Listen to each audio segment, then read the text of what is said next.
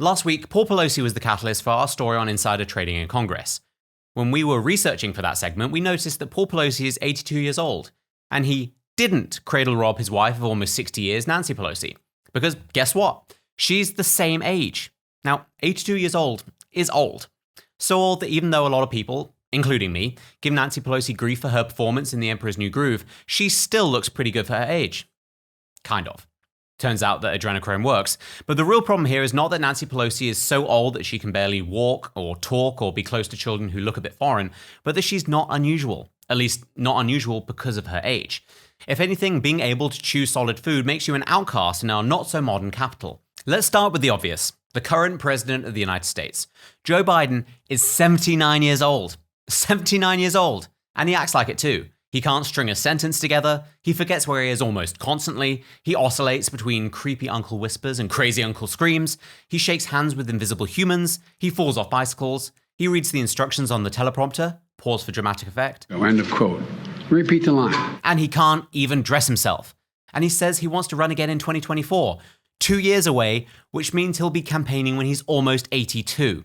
A few years ago, Barack Obama reportedly said, "Don't underestimate Joe's ability to f*** things up." And that's when Joe was conscious, let alone when he becomes the first president whose campaign is sponsored by Depends. And he's not alone in the "I almost didn't make it to the bathroom" department. If he runs again in 2024, Donald Trump will be 78 years old. He's also like an orange Benjamin Button fueled by Diet Coke and chicken nuggets, so he might well live forever. Hillary Clinton, she'll be 77 years old when the 2024 election comes around. And this age problem has spread like a gross varicose vein throughout Washington, leading me to ask, how did we let the government become completely overrun by geriatrics? In 1981, the average age in the House was 49 years old, and 53 in the Senate. Now the average age in the House is 60 years old, and in the Senate, the average age is almost 65 years old. To give you some perspective, the median age in the country in 2019 was 38 years old. No wonder they wanted Madison Cawthorn to join in their DC orgies. Who cares whether anything works below the waist or not? Anything to get the average age down. First, let's take a look at the House of Representatives. 88 members of the House are 70 or older, and 15 are 80 or older. Unfortunately, age isn't just a problem for a few members of the House who don't do much except shuffling back and forth between the cafeteria and the bathroom. As well as Nancy Pelosi, the Beyond Golden Years Club also includes her number 2, Steny Hoyer, and Maxine Waters, who heads up the Financial Services Committee. They're both 83 years old. Jim Clyburn, the Majority Whip, is 82, and Jerry Nadler is so old, he starred as the original Penguin. Then there's the Senate, which is starting to feel like a Florida Denny's at 4 p.m., and not in a good way. 34 senators are 70 or older. 7 are 80 or older. There's Mitch McConnell, who's actually young for a turtle. Bernie Sanders is 80, another potential Democratic Party candidate for president in 2024, when he'll be 83. Patrick Leahy is 82, while Richard Shelby and Chuck Grassley are both 88. And then there's the winner. Coming in at a whopping 89 years old, California's Dianne Feinstein.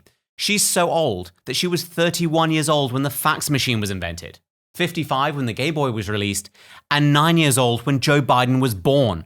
That means that she was an adult when Joe Biden witnessed those imaginary kissing homosexuals in the bad side of town in 1960s Scranton, Pennsylvania.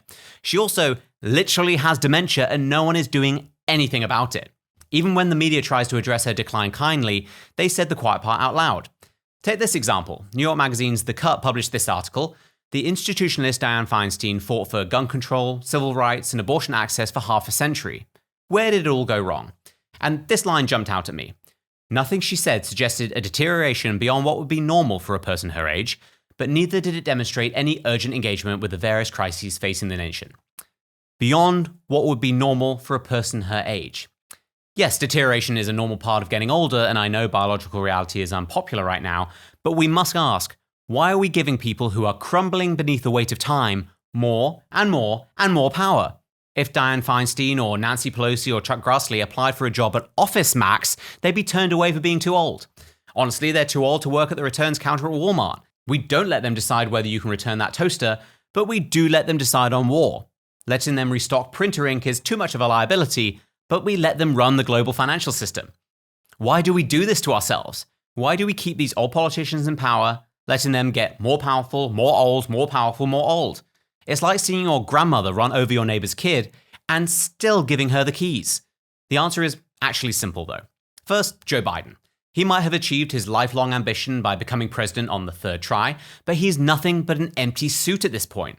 A dribbling mouthpiece for the people holding the strings. It's not like this is even a conspiracy theory. He's admitted it on multiple occasions. I'm sorry, this is the last question I'll take, and I'm really going to be in trouble. I'm not supposed to be answering all these questions. I'm supposed to leave, but I can't resist your questions. Ladies and gentlemen, they gave me a list here. The first person I was instructed to call on was Kelly O'Donnell of NBC. Who's telling him what to do? Oh, and don't forget the time he was escorted by the freaking Easter Bunny. But what about the league of extraordinarily old ladies and gentlemen who occupy Congress? What's the excuse there? Well, the fact is that the state of our politics is so cynical, so polarized, and so entrenched in virtue signaling that it doesn't really matter who is filling the seat itself. Every single issue is essentially split right down party lines, unless you ignore the handful of Republicans every year who think they can be the type of conservatives the Democrats respect.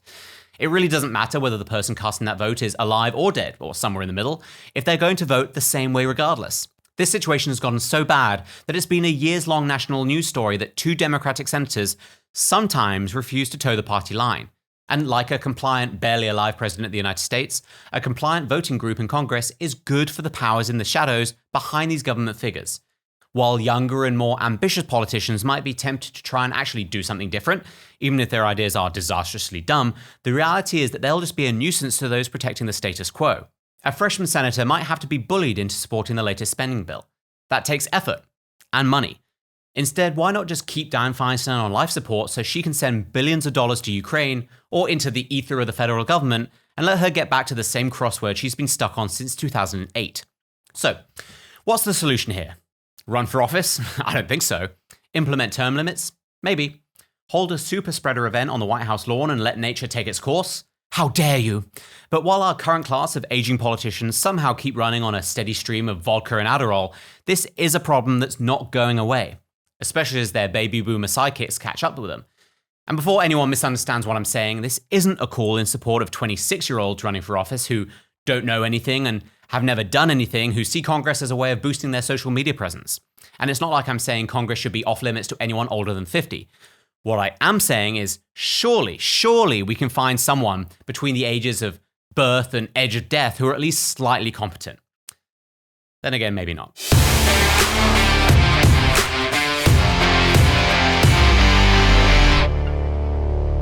Thanks for watching.